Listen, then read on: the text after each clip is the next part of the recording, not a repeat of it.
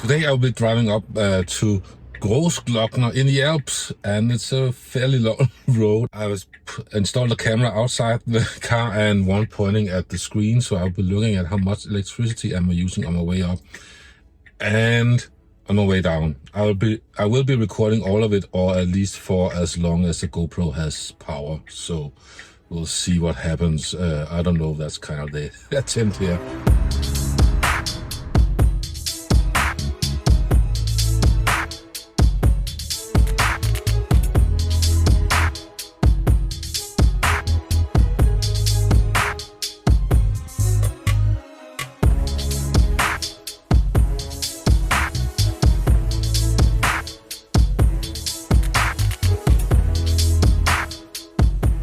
So I'm going to fast forward this a bit, otherwise we'll be here all day. Now, the reason for the sirens at the end of part 2 were because a lot of the rain that had come down, and I think it was because some of the road had been covered by a mudslide. So at one place they were trying to clear that up. Anyway, I'm not going to show the whole video here in great detail because then it will be way too long. But if you want to see it, links in the description to going uphill and also going downhill again. I will say that going up and down the Alps in an electric car is much easier than doing it in a gas-powered car, petrol if you're from the UK, because you just have the speeder to press and you have region braking all the way down. Now there are signs saying you should be careful of your brakes. Are your brakes still working? Are the signs saying? And with the EV, yes, I use region braking. So check that other video when I'm going down, where I'm going downhill again. So easy, and there are chargers on the way up along the way if you want to charge, and I decided to try out the charger at the top just because I could. I didn't really need to as such. It was sort of like a mini bucket list moment. You can see the glacier in the background, and I just wanted to park there and have a look and take a picture, you know. Actually, don't charge too high up when going downhill, because on my way down the first day, it did say that it couldn't do full region braking because of the battery was too full and too hot. So the next day here I didn't charge as much, and it went much easier to go all the way down.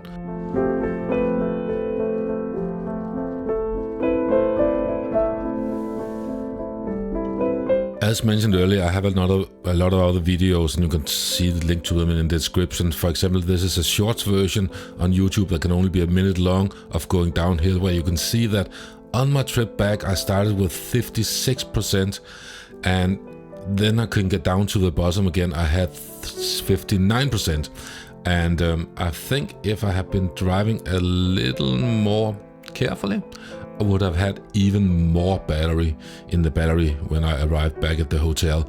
And this just shows you that if you got to the top, you can get back down again, because there's a few dips and rises, but you will end up with more on the battery when you're getting down. So I think if I'm getting back there again, I will try if I can do it even more economically, see how much can I produce on my way down the next time around.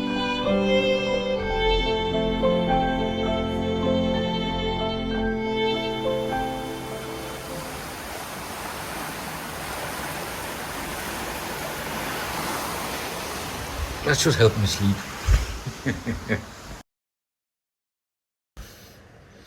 So, when you can't sleep and you want to watch YouTube videos, when you're in Austria on vacation, YouTube's recommendations changes a bit. What?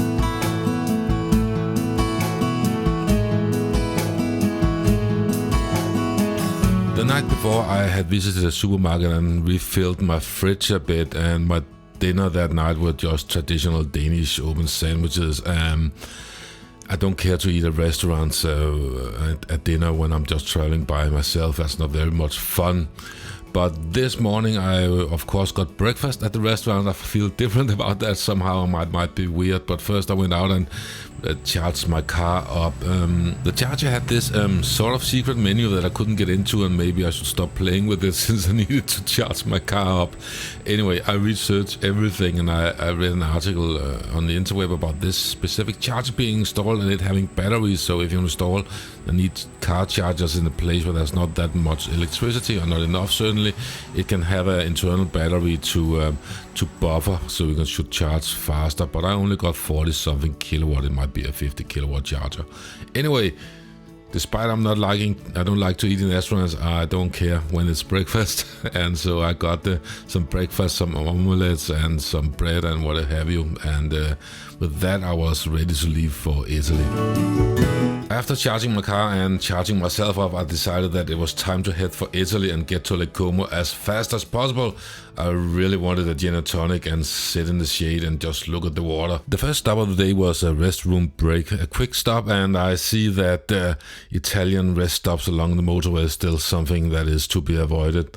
The first supercharger session of the day was in Affi, and I took the time to eat some lunch I bought at the local supermarket the day before. Of course, I could have gone into the local McDonald's and had some lunch there, but I was quite happy with my sandwich, and I just stood there and ate that while I looked at the sign. Madonna della Corona. What?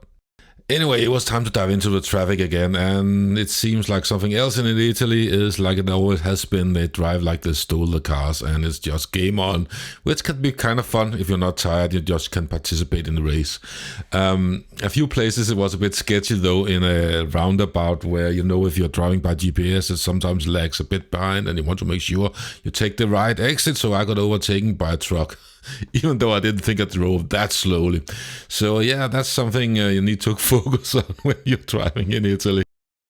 I also noticed that the display and the graphics in the car's dashboard changed when I went into Italy. Apparently that must be to accommodate local rules and laws there. Slightly north of Milan, the second and last charging stop of the day, I really didn't need to charge there, technically speaking, to get to the hotel, but since the hotels in my price range did not have a destination charger, I needed to have some juice on my car and not arrive on empty battery.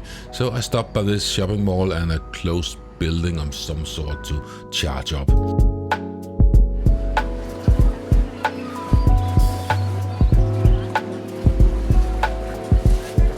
Of course, one of the things that matters most to me, as you might can guess, that except from finding a place I can afford to stay at, is finding a place with a good parking spot. So I spent some time looking at Google Earth and Google Maps and found this place, even though they don't have a destination charger. Now for the next 2 days, my main focus wasn't driving. It was where could I find something I wanted to eat, where could I get the best coffee, where could I get a gin and tonic, and trying to wait to drink until lunchtime. But of course, as I was wandering around in this small town, I was looking for places to charge. I couldn't help myself really. So I came across a local supermarket not too far from where I stayed, and they had 4 11 kilowatt chargers, and I ran into a local, I don't know if they're local, but an Italian couple also driving a Tesla Model 3. They were also looking for chargers. Like me, they didn't need to charge, they were just out trying to find chargers. So they showed me the Juice Pass app, which apparently is popular in Italy and should help me if I wanted to charge there. Walking around a bit further, I found a local Lidl supermarket, and they had a 2-plug 11 kilowatt charger, all in Italian. So I'm not sure what it said, but I'm sure I would get it to work somehow. They also had like a payment in the parking spot, so I might also have to pay for parking. So definitely not going to be stranded, but different options are available, I would say.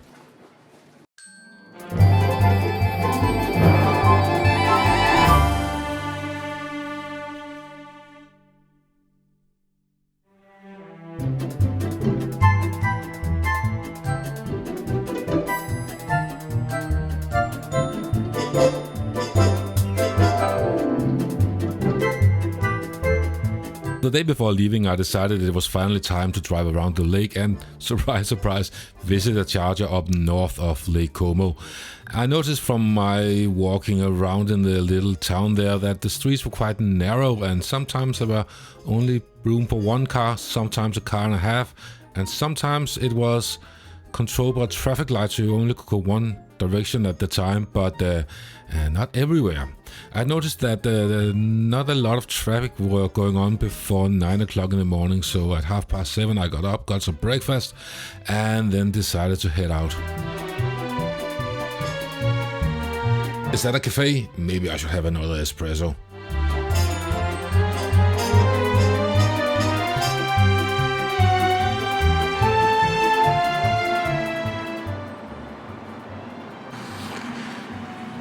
So this must be the coolest supercharger I've seen. Granted, it's only 150 kilowatts, but just look at this location. And the electric bits are hidden in there and in there. So that's quite amazing, really. So while I was charging, I figured I might as well have another cup of coffee and a croissant, and I ran into a local Tesla owner whose car were in the shop. Something had to be repaired, so he had a borrowed Model X while that was being fixed. He offered me an espresso, which we drank Italian style, which means we downed it immediately when we got the cup and returned the cup to the barista. So thank you, good sir. Let me just show something cool. So that's electricity for the Tesla, right? So the Tesla charger, so that's right here. And then here, as I showed before. But let me show something else. This is so nice made, and it's real rock. It's not fake. Anyway, I don't think this will be able to charge to feed the supercharger. What does it say? 500 volts, 200 ampere, and I suppose at 400 volts. So AC, of course. Maybe not for supercharging, but who knows? Well, I'm just about done, so...